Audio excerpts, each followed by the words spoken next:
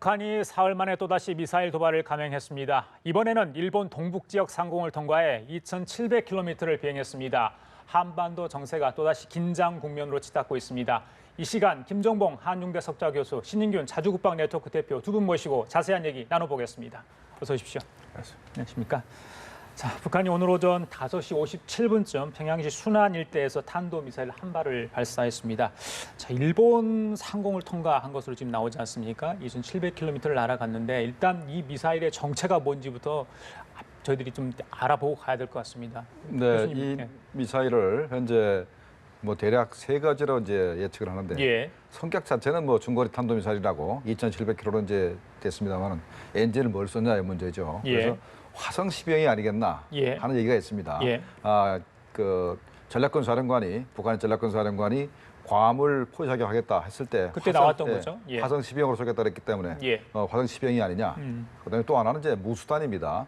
무수탄이 사거리가 한 3,000km 되니까 사거리성으로 봤을 때는 무수탄일 가능성도 있는 것이고 예. 또 하나는 이제 북극성 2형 정도를 탄두 중량을 가볍게 해서 쐈다. 예. 그러면 북극성 2형이 한 2,000km에서 2,200km 날아가니까 예. 2,700km도 갈 수 있다 이런 얘기가 있는데 예. 제가 볼 때는 저 화성 10형이 이제 가능성이 제일 높다 생각하는 것이 예. 바로 이제 전략군 사령관이 얘기했던 부분도 있고 예. 또 하나는 이제 신뢰도가 제일 높습니다. 어떤 지금 의미에서? 최근에서 5월 달에도 예. 화성 10형 성공했고 화성 14형도 화성 10형 엔진이거든요. 아. 그래서 신뢰도 높고 해서 검증이 좀 된 거군요. 검증이 됐기 때문에 이게 화성 10형이 아니겠나 하는 문제인데 문제는 이게 사거리가 한 5,000km 날아가는 건데 그러면 왜 그러면 2,700km밖에 그렇죠. 안 날아가냐 예. 이 부분인데 예. 그러니 이건 두 가지 가능성이 있어요. 하나는 탄두가 되게 무겁든가 엄청나게 무겁든가 예. 아니면 연료를 적게넣었던 건데 그 부분은 좀 제가 다음에 설명드리겠습니다. 알겠습니다. 예. 자, 신 대표님 어떤 것으로 좀 파악을 하고 계시나요?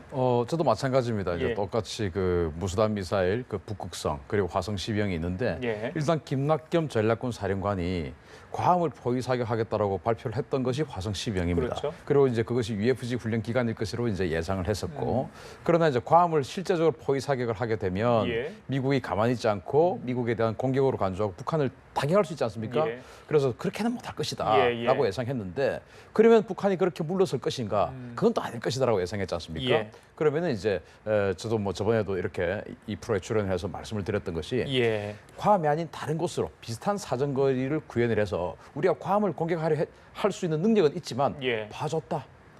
그러니까 이쪽으로 다른 쪽으로 우리는 공격하면서 예. 쏘면서 우리의 능력을 과시하면서 그렇지만 예. 우리의 너그러운 마음으로 미국을 봐줬다. 그러면 지금은 2,700km를 날아갔는데 네. 괌까지 거리가 북한의 3,400km죠. 3,400km 정도 되니까 그렇습니다. 약간의 오차는 있지만 약간의 오차는 있지만 예. 그래서 이것이 제대로 낙탄이 됐느냐 안 됐느냐 예를 들어서 3,400 저라면 3,400km 쐈을 거예요. 예. 근데 3,400km를 쏘려고 했는데 중간에 문제가 생겨서 떨어졌는지 아니면 정말로 2,700km 쏘려고 했는지는 지금으로서는 알 수가 없어요. 예. 그런데 이제 이게 일본 혼슈의 북쪽을 통과해서 날아가지 않습니까? 예. 그게 이제 아오모리현 그리고 이와테현 뭐 이런 곳이 있는데 그 아오모리에 사드 레이더가 있어요. 그래서 사드 레이더를 한번 비웃는 것이죠. 예. 일본에 사드 레이더가 두 개가 있어요. 아오모리에 예. 하나 있고 예. 중남부의 교토에 하나가 있는데 예. 아오모리 그 사드 레이더 상공을 지나쳐버린 것이죠. 예. 그러니까 사드가 있으면 뭐 어쩔 거냐, 예. 못 막지 않느냐 이제 이런 것을 보여주면서 그것까지 지나갑니다. 감안해서 그렇죠. 예. 그리고 또 그 아오모리를 지나게 되면 우리는 이제 그 평양에서부터 좀 북쪽으로 비스듬하게 날아가니까 예. 이 뭐 최종 목적지가 쭉 일직선을 끄면 뭐 캐나다 또 알래스카 뭐 하다못해 미국이라도 뭐 시애틀 정도의 최북부 지역이 되지 않겠냐 예. 생각을 합니다. 예. 그렇지만은 거기서 직선을 쭉 꺼보면 어딘가 하면은 예. 놀랍게도 하와이입니다. 네, 그래요? 그래서 직선으로 쭉 꺼서 이게 7,000km를 날아간다면 예. 하와이다. 그리고 아까 이제 화성 12형 말씀을 하셨고 그런데 화성 12형 최초에 5월 14일 날 발사했을 때 한 6,000km 이상 날아가는 미사일일 것이다라고 예상을 하는 부분이 많았습니다. 그러면 이제 평양에서 하와이까지 7,000km인데 우리가 봐주어서 여기 떨어뜨렸지 그러지 않았으면 괌이 아니라 하와이도 타격할 수 있었다라는 그런 어떤 그 정치적 의미도 들어있는 것이다. 알겠습니다. 저희들이 이제 사거리 이야기를 했는데 일단 다른 부분 네. 각도 이야기를 하겠습니다. 이번에 정상 각도로 발사가 됐죠. 예전에 보면 고각 발사를 했는데 정상 각도로 탄도미사일 발사한 게 처음이다 이런 이야기 있던데 이게 어떤 상징성을 갖는 겁니까?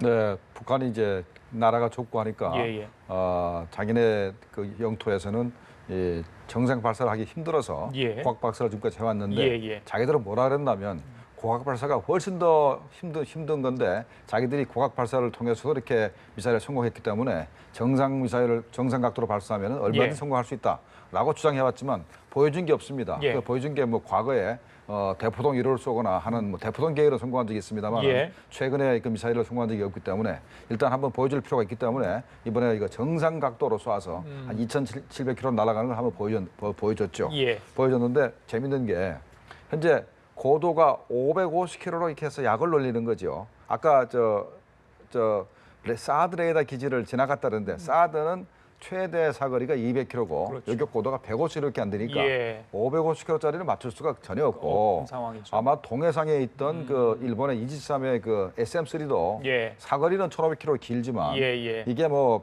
북한에서 순환병에서 이렇게 상승 단계에서 쐈으면 맞출 예. 수 있을지 모르지만 예. 벌써 550km로 올라온 다음부터는 맞출 수가 없는 거죠. 예. 그러니까 50km 사이로 맞출 수가 없으니까 약을 올리면서 예. 미사일이 지나갔죠. 지나갔다고 봐야 되겠습니다. 예, 알겠습니다. 지금 이제 국정원에서 지금 오늘 미사일 관련해서 여러 가지 이야기를 좀 보도를 밝히고 있는데 북한 미사일의 탄두 재진입은 미확인됐다 이런 이야기가 지금 나옵니다. 그렇다면 이게 지금 정상각도 발사하고 재진입은 관련 있는 내용 아닙니까? 관련 있죠. 예. 일단 이제 북한이 그동안 화성 12호를 2,111km까지 올렸고 또 화성 14호는 2,700km, 3,700km 이런 식으로 이제 굉장히 고고도로 쏘아서 내려꽂았습니다. 예. 그러면 당연히 대기권 재진입을 할 수밖에 없는 그런 고도고 우리가 통상적으로 대기권을 한 100km로 봅니다. 예. 100km 밖으로 나가면 이제 그 우주로 판단을 하는데 예. 다만 고도가 높으면 높을수록 대기권으로 다시 들어올 때 좀 더 많은 마찰과 좀 더 많은 열을 갖다가 예. 감당을 해야 되죠. 예. 그런데 550km라고 하면은 예. 이것은 뭐 대단히 어떤 그 재진입 기술이 어려운 상태 뭐 그런 것들은 아니라고 볼 수 있고 예. 이 상태를 가지고 북한이 완벽하게 재진입 기술을 보유했다라고 예. 평가하기는 이릅니다. 아. 왜냐하면 미국이 판단하는 재진입 기술은 예. 12,000km를 날아와서 즉 1,500에서 2,000km 고도로 12,000km를 날아와서 다시 들어올 수 있느냐 이게 궁금한 것이지 550km 고도로 날아가서 아주 적은 마찰열과 상대적으로 예. 상대적으로 또 적은 열을 견디고 내려오는 것을 궁금한 게 아니에요. 예. 그래서 이거 가지고 증명할 수는 없고 예. 또 이제 그 세 조각으로 분리가 됐다라고 하지 예, 않습니까? 맞습니다. 그 부분도 제가 여쭤보고 싶었는데 네. 이게 어떤 의미예요? 그 세 조각으로 분리가 됐으니까 이게 이제 대기권으로 재진입하다가 예. 마찰열과 예. 마찰을 견디다 못해서 쪼개어졌는지, 예. 즉 파괴가 되었는지, 예. 아니면은 스스로 분리를 했는지는 우리가 알 수가 없어요. 예. 스스로 분리를 했다면 대단히 큰 사건이죠. 그렇- 왜냐하면 다탄도 미사일일 수가 있으니까. 예. 그렇지만 쪼개어졌다면 예. 이번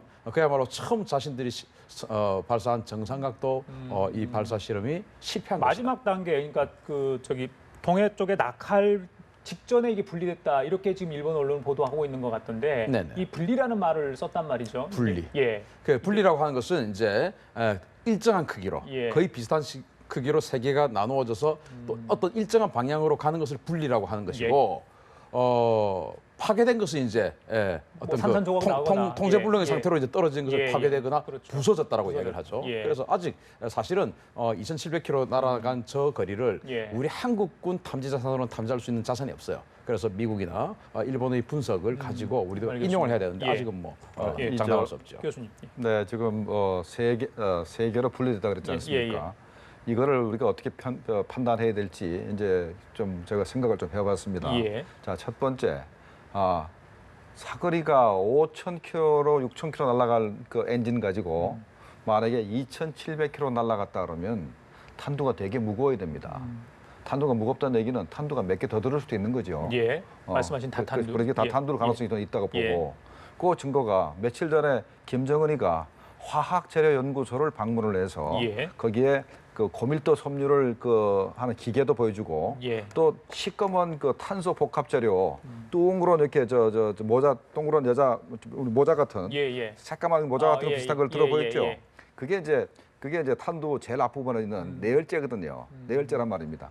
내열재는 통상 보면은 뭐 화성 12형이나 화성 13이나 보면은 빼쪽합니다. 예. 그런데 그 김정은이가 들어 보였던 거는 둥그렇지 않습니까? 내열재가 둥그렇다는 얘기는 그 대부분 다 내열적 둥그렇게는 다 탄도미사일을 만들 때 내열제 둥그렇게 쓰기 때문에 예. 혹시나 요번에 그 내열제를 활용해서 예. 탄두가 한 3개 정도 든 아. 다 탄도미사일이 아니겠다는 그런 의심을 하게 되는 알겠습니다. 것이 예. 사거리 부분에 있어서 우리가 설명할 방법이 별로 없기 때문에 예. 혹시 뭐 그게 아니겠나 이렇게 한번 짐작을 해봅니다. 알겠습니다. 저희들이 이제 방송 시작 전에는 오늘 미사일 발사 장소가 순환 비행장 일대라고 그랬는데요. 국정원에서 순환 비행장이라고 확인을 해줬습니다. 자, 비행장에서 이 미사일 발사 저는 처음 들어봤거든요. 신 대표님 어떤 의미가 있는 겁니까? 이건 일단 순환 비행장은 평양이죠. 예. 예, 평양이 있고 그 이번 UFG 훈련 시작하기 직전에 북한이 전쟁 위기를 고조시키면서 군인, 학생, 뭐 직장인 모든 단위의 어떤 그 북한인들이 다 나와서 골기 대회를 했습니다. 예. 미국과 싸우자 이런 골기 대회를 했고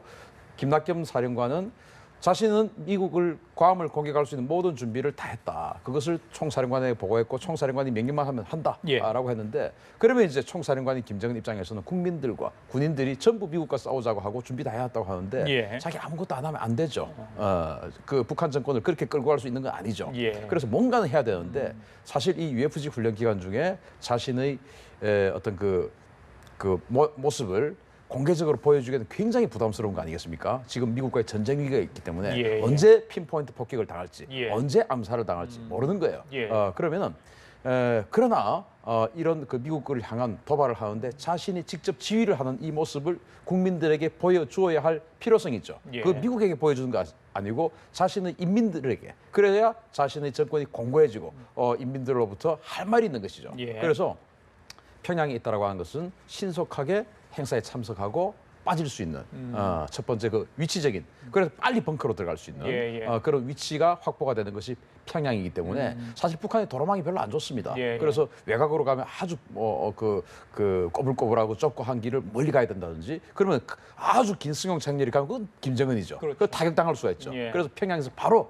행사를 치고 빠지는 그런 목적으로 평양에서 했을 수도 있고요. 그리고 이제 순환 비행장 자체가 굉장히 큰 비행장이기 때문에 탄도미사일 발사를 하려고 하면은 지금 이제 일본을 넘겨야 되기 때문에 예. 자칫 각도가 틀어지게 되면은 일본에 떨어질 수 있지 않습니까? 예. 그러면 이거는 이제 일본을 향한 공격으로 간주될 수 있으니까 예, 예. 아주 평평한 그 활주로 해서 쏜다면 좀 더 미사일 발사의 성공률이 높을 수 있는 예. 그런 두 가지 측면이 있지 않겠나 생각합니다. 아까 전에 교수님께서 이제 말씀 검증된 화성 12형일 수도 있다 그 이야기. 그러니까 안전성이 확보됐다. 그렇기 때문에 평양 수도와 가까운 순환 비행장에서도 충분히 안정이 담보돼서 발사를 한 거 아닌가 이런 생각도 해보거든요. 맞습니다. 어떻게 보세요? 되게 이제 미사일이 안정성이 확보 안 되면 예, 예. 원산이나 그렇죠. 실포나 예. 이 바닷가에 쏘는데 미림 비행장에서 왔던 얘기는 나름대로 미림이 아니죠. 순환 순환, 비행장이 그랬죠. 순환 비행장에서 쏜 건 나름대로 미사일의 그 신뢰성을 자기가 획득했다라고 예, 예. 이제 보고 있는 거죠. 예. 근데 재밌는 거는 그 비행장에는 이제 비행기가 뜨기 때문에 초기에 열이 발산되니까 예. 만약에 위성에서 열을 처음에 포착한다 하더라도 처음에 초기 단계 속도를 모를 때까지는 이게 미사일에서 나온 열인지 아니면 제트 엔진에서 나온 열인지 처음에 파악하기 힘들 겁니다. 예, 예. 그래서 그런 측면에서 아마 순환병에서 쏘면은 그런 위장하는 몇 초라도 위장할 수 있는 그런 시간은 되고 그다음에 제일 중요한 게 을지훈련 기간 중 아니겠습니까? 그렇죠. 그래서 이제 김정은이가 자기 신변 위험을 강상 느끼고 있는 상태이기 때문에 아까 우리 말씀하셨듯이 말이죠. 평양에서 굉장히 가깝고 자기 은신처에서 가까운 순환 비행장을 택한 것 같아요. 예. 근데 차라리 군 비행장에 미림 비행장을 안 하고 민간 비행장을 택한 것도 예. 어떻게 보면은 자기들이 얼마든지 어떤 곳에서 쏠 수 있다 하는 능력도 보여주려고 했던 것 같습니다. 예, 알겠습니다. 여러 가지 이제 말씀 중에 오늘 이 미사일을 쏜 목적도 잠깐 언급이 됐었는데 일단 31일까지 UFG 기간 아니겠습니까? 지금 얼마 남진 않았어요, 사실은. 그렇죠? 그런데 이제 지난번 26일 날 저강도 도발을 하고 지금 오늘 또 3일 만에 이렇게 미사일 발사를 한 건데 자, 여러 가지 저희도 있겠지만 미국이나 한국 정부에 어떤 메시지를 던지고 싶어서 이런 얘기를 했을까? 그 부분도 궁금한데 어떻게 좀 보세요, 목적에 대해서는. 지난번에 저강도 미사일을 발사한 것은 그러니까 단거리 탄도 미사일을 쏜 것은 사거리가 250km고 고도가 50km 아닙니까? 되게 250km 올라가려면 고도가 한 7, 80km까지는 올라가야 정상인데 이제 저각 발사를 해가지고 예. 미사일이 날아가는 시간을 줄였습니다. 아. 4분간 날아갔다는 거 아닙니까? 예, 예. 그러면 우리가 대처하는데 1, 2분이 줄어들거든요. 그래서 대처하는데 우리가 요격 미사일을 발사하는 시간을 줄이고, 근데 공간적으로도 한 6, 70km 떨어진 것보다 50km 떨어지기 시작하면은 사드나 패트리엇 미사일로 요격할 그 공간적인 그 시간적으로도 또 공간적으로도 힘듭니다. 예. 그래서 우리가 그 대처하기 힘들게 만들기 위해서 예, 예. 일단은 단거리 탄도미사일 일단 쏘았고, 예. 장거리 미사일 이번에 중거리 미사일을 쏜 것은 예. 한반도에 전쟁이 벌어지면은 미국 본토에서, 그다음에 그 하와이에서, 그다음에 오키나와 뭐 괌에서 이제 증원 병력이 들어와야 되는데, 이번에 2,700km짜리 이거 미사일을 쏘는 것은 북한이 언제라도 오키나와 괌 정도를 공격을 해서 또 예. 하와이까지도 공격을 해서 미국의 증원 병력이 들어온 걸 차단할 수 있다. 예. 이런 능력을 보여주려고 쏜 것 같습니다. 알겠습니다. 자, 신 대표님, 가장 놀란 게 아마 일본이었을 거예요. 뭐 과거에 발사체가 여러 번 그 상공 위로 날아간 적은 있지만 탄도미사일 자체는 굉장히 드문 일이라고 저희들이 이제 알고 있는데, 그 인지하는 시점도 굉장히 일본 군 당국에서 빨리 알았고요. 그다음에 그 위기 경보를 발령을 해서 주민들한테 대피 조치까지 내렸던 그런 상황들이랄지, 일본이 북한에 대해서 굉장히 예의주시하고 있다, 이런 걸 이번에 확실하게 좀 느꼈어요. 당연히 예의주시를 하죠. 예, 예. 왜냐하면 북한의 핵미사일이 노리는 목표는 한국, 일본, 미국, 북한이 가지고 있는 무기 체계가 그렇습니다. 그 외에는 노릴 만한 대상이 없죠. 예. 그래서 일본은 당연히 북한의 핵미사일과 탄도미사일의 위협에 대해서 굉장히 신경을 곤두세우고 있고, 예. 특히 이제 우리는 이지스함이 3척이 있습니다. 근데 일본은 6척이 이지스함이 예. 탄도미사일 방어 작전을 하고 있는 이지스함들이 있고, 또 우리 군함들은 이지스함 외에는 이 탄도미사일을 탐지할 수 있는 능력이 없어요. 그러나 일본은 또 자체적인 이지스 레이더를 개발해서, 탐지조차 안 됩니까? 요격이 안 되는 겁니까? 우리 해군의 다른 그 군함들은 예. 2차원으로 탐지하기 때문에 의미가 없습니다. 예. 3차원으로 탐지해야 되는 것이죠. 그래서 일본은 그 이지스함 외에도 추가로 또 독자적인 이지스함을 추가로 만들어서 계속 1년에 한 척씩 전력하고 있어서 이지스급 구축함이 거의 10척에 가깝습니다. 예. 그리고 이제 아까 말씀드렸지만 아오모리에 엑스밴드 레이더를 갖다 예, 놨고요. 예, 사드가 있고요. 그런 식으로 예. 이제 굉장히 탄도미사일에 대한 방어 또는 신경을 세우고 있는데, 예. 마침 이 엑스밴드 레이더가 있고, 또 그 아오모리에 뭐가 있냐면 일본 해상자위대 기지가 또 있습니다. 아. 그러니까 일본 해상자위대 기지가 있고, 예. 엑스밴드 레이더가 있고, 예. 한 그쪽으로 예. 그 미사일을 날렸다고 하는 것은 예. 한번 해봐라 예. 라고 하는 것이거든요. 예. 그런데 각도를 보면 탄도미사일 입사각과 반사각을 예측을 할 수가 있습니다. 예, 예. 그래서 입사각을 딱 보니까 예. 일본으로 떨어질 것 같지는 예. 않다라고 생각이 되기 때문에 예. 여격을 하진 않았죠. 예. 그렇지만 만약에 그것이 중간에 갑자기 뚝 떨어져서 일본으로 온다면 여격을 했을 수는 있겠지만, 예. 일단 일본 상공을 지날 때 550km 상공을 지났으니까 그 해상자위대가 가지고 있는 이지스함이 SM-3라고 하는 그 요격 미사일이 있는데, 지금 현재 이게 SM-3의 원형입니다. 1형. 1형은 500km까지밖에 못 올라가요. 예. 50km가 모자라죠. 그러니까 이런 것도 북한이 염두에 두어서 혹시 일본이 요격을 하려고 하면은 예. SM-3가 500km까지 올라올 수 있으니까 이거보다 살짝 더 높게 해서 요격은 피하자. 이런 것이고, 그런데 이제 내년이 되면 일본이 이 SM-3 2형을 갖다가 장비를 하게 됩니다. 이것은 1,500km까지 올라가요. 예, 예. 그래서 북한이 이제 내년이 되면 예. 이런 일본 상공을 넘기는 그런 탄도미사일 발사 실험을 하기가 굉장히 힘들어지는 시기다. 힘들어진다. 그렇게 봅니다. 그래요. 알겠습니다. 자, 문재인 대통령 오늘 오전 국가안전보장회의 내용을 보고받고 강력한 대북 응징 노력을 과시하라고 지시를 했습니다. 예전 같으면 북한 미사일 도발이 있으면 미군의 전략 자산들 전개 타가지 않습니까? 근데 이번에는 먼저 저희들이 F-15K 전투기 4대 가서 그 폭탄 투하하는 시험하고요. 또 다른 미사일 발사 실험 그 언론에 공개하고 이런 행동을 했거든요. 네. 북한의 메시지를, 그러니까 대응하는 메시지를 충분히 던졌다고 보십니까? 네. 북한보다는 우리 국민들한테 우리도 이 정도의 능력을 가졌으니까 국민이 안심해도 된다, 이런 메시지가 더 클 것 같고, 예. 북한에 대한 메시지는 현재 이번에 그 F-15K가 떨어뜨리는 미사일이 MK-84라고 MK-84요. 예. 2,000파운드짜리 폭탄입니다. 예. 이게 관통력이 한 뭐 고강도 콘크리트를 한 뭐 10m 이상 뚫기 때문에 예. 김정은이가 어중간한 벙커에 숨어 있으면 예. 김정은을 죽일 수 있다 이런 그 능력을 보여줘서 예. 김정은한테 메시지가 가긴 가죠. 그러나 이제 핵무기를 가진 나라에 대해서 재래식 무기 가지고 뭐 협박을 한다 하더라도 예. 사실 예. 뭐 김정은이가 얼마나 뭐랄까 겁을 먹을지 그건 뭐 우리가 알 수가 없고 예. 예. 다만 우리도 충분한 능력이 있다. 그래서 예. 지난번에 실험했는데 공개 안 했던 현무 2B하고 현무 2C를 이제 보여줬지 않습니까? 예, 예, 맞습니다. 현무 2B는 현재 탄두가 한 700km 정도는 실을 수 있을 겁니다. 예. 현재 뭐 규정상. 예, 예. 그걸 좀 더 그 정도의 탄두를 현재 실험한 것을 공개를 좀 하고 있고 예. 그다음에 이제 현무 2C는 이제 800km인데 사거리가 800km인데 최초로 이번에 공개하는 것 같은데 예. 현재 이번에 송영무 장관께서 미국 가게 되면은 한미 미사일 협정을 개정을 해서 탄두 중량을 이제 완전히 풀겠다라고 하시는 거 아니겠습니까? 예. 그러면 이제 우리도 미사일에 한 2톤, 3톤짜리 예. 탄두를 싣게 되면은 핵은 보유하지 있지 않으면 예. 않지만은 북한의 전략 시설, 예. 땅 속에 있는 미사일 기지나 핵 시설을 우리가 파괴할 수 있는 예. 능력을 갖추게 될 것입니다. 알겠습니다. 자, 신 대표님 지금 화면에 지금 나오는 게 아마 저게 현무 미사일 오늘 있었던 네. 그 실험 영상을 공개했던 그 같은데 저기 바지선 같은 배 위에서 그러니까 해상에서 저런 실험을 합니다. 육상이 아니죠? 네. 예, 좀 설명 좀 해주십시오. 저게 어떤 실험인지. 좀. 현무 2C를 발사를 했다고 하는데 예. 이게 이제 800km를 C는 날아가는 800km. 800km. 예. 그리고 탄두 중량 500kg입니다. 예, 그래서 이제 방금 말씀을 하셨지만 우리 국방부 장관이 미국하고 이번 SCM에서 이 탄두 SCM이 이제 한미 국방부 장관 전략대화입니다. 예, 예. 여기에서 탄두 중량을 무제한으로 늘리는 협상을 하겠다라는 거 아니겠습니까? 이 500kg 정도가 되면 관통을 하기가 힘듭니다.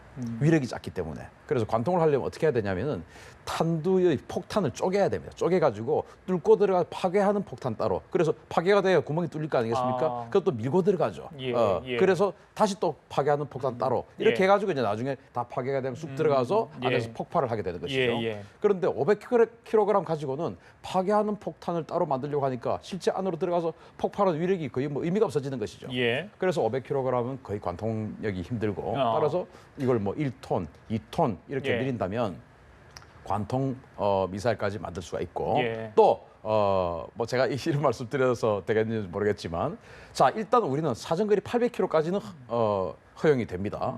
그러면 이번에 협상을 잘해서 2톤이든 3톤이든 10톤짜리를 장착하든 그건 우리 마음이에요. 그러면은 10톤짜리를 장착한 미사일을 우리가 개발해도 우리 800km만 날린다. 예. 그런데 어느 날 갑자기 우리가 거기에다 10톤이 아니고 1톤짜리 폭탄 장착하면 어떻게 되죠? 예. 어마어마하게 멀리 날아갈 그렇죠. 수 있는 능력이 되겠죠. 그래서 이 탄두 중량에 숨어 있는 그런 정치 역학이 따로 숨어 있습니다. 그 거리나 정확도 이런 거는 뭐 걱정 안 해도 되는 거죠? 저거. 우리 현무 미사일은 굉장히 정확합니다. 굉장히 정확하고 예. 거의 뭐 한 10여 미터 이내, 한 예. 50미터 이내에 예. 탄착이 될 정도로 굉장히 정확한 미사일입니다. 알겠습니다. 자, 그 교수님 지금 아까 전에도 말씀드렸는데 31일이 이제 UFG 종료가 되는 시점이죠. 그 국정원에서 어제 잠깐 국회 정보위 말을 빌려서 이야기를 한 게 있죠. 9월 9일 구구절 무렵에 또 다른 도발을 할 가능성이 있다. 그러면서 오늘 이제 국정원 한 얘기가 북한이 ICBM이나 SLBM을 완료하기까지는 미사일 발사를 계속할 거다. 이런 이야기를 했습니다. 자, 9월 9일까지 마음을 놓을 수 없는 겁니까? 어떻습니까? 그렇죠. 이제 뭐 9월 9일이든 뭐 10월 10일이든 예. 북한의 의미 있는 행사들을 하는 날짜가 있는데 예. 올해는 꺾어지는 해는 아니기 때문에 사실 큰 의미는 없습니다만 예. 어찌됐든 간에 작년에도 뭐 꺾어지는 해가 아닌데도 불구하고 구구절 행사 때 이제 핵실험을 했기 때문에 이번에도 뭐 주시해 봐야 됩니다. 예. 그런데 북한은 현재 ICBM을 자기들이 완성했다 그러고 이게 한미 쪽에서는 아직 완성이 안 됐다 그러거든요. 거기에 이제 차이가 있는 것이고 예. 또 핵실험의 폭발효 자체도 우리 신규현 대표께서 아주 항상 주장하시는데 작년도 5차 핵실험이 뭐 한 40KT 이상 그렇죠. 큰 폭발력을 냈다고 이제 주장하는데 예. 국제사회에서 인정을 안 하거든요. 그다음에 이제 지진계 문제인데 지진계를 최초로 제가 청와대도 갖다 놓고 하는 거 제가 갖다 놨거든요. 예. 그래서 지금 지진계는 우리나라가 사실 북한 핵실험에 관한 지진계는 가장 정확합니다. 사실은 예. 지진계 문제는 그렇기 때문에 우리 신인균 대표님 말씀대로 존중도 하지만 그래도 지진계 문제에 있어서는 우리가 좀 예. 정확하지 않겠다는 그런 예. 자신감을 예. 가지고 있고 예. 그래서 어쨌든 간에 뭐 10KT에서 좀 넘는다 하더라도 한 20KT 이내밖에 안 되니까 예. 북한 입장에서는 한 뭐 100KT 정도는 그 실험을 해야 미국에 대한 압박이 된다 생각하니까 또 한 번 핵실험할 필요가 있습니다. 어떻게 보면 이게 뭐 군사 기술적으로는 필요 없다 하더라도 예, 예. 정책에서는 필요하기 때문에 예. 또 한 번 할 가능성이 있기 때문에 우리가 구구절이나 또 10월씩 당첨 행사를 좀 주시 봐야 되고 그다음에 이제 ICBM 문제인데 그 액체 연료 가지고는 분명히 그 성공을 했지 않습니까? 뭐 다만 뭐 재진입 기술이 있느냐 없느냐 부분에 있어서는 미 CIA하고 미국의 항공 그 우주 연구소란 데에서는 그 성공했다고 얘기를 하고 한미 정부 측에서는 아직까지 성공하지 못했다고 그러지만 이론에 약간의 뭐 이견이 있습니다만은 저는 미 CIA 얘기를 믿습니다. 왜냐하면 제가 정부관에 있어봤기 때문에 정보기관에서 이렇게 그 의뢰를 해가지고 묻는 쪽은 그 나라의 최고의 기술자입니다. 그래서 거기서 물어가지고 결론을 냈기 때문에 저거는 재기립 기술이 있다고 는 보는데 어찌됐든 간에 공식적으로는 안 되는 거 아니겠습니까? 없다고 이제 판단하는데 북한 입장에서는 사실 재진입 기술에서 입증할 필요를 별로 못 느낄 겁니다. 다만 근데 현재 고체 연료 가지고 ICBM을 쏠 수 있는 능력을 보여줄 필요가 있어요. 기습 발사돼야 되기 때문에.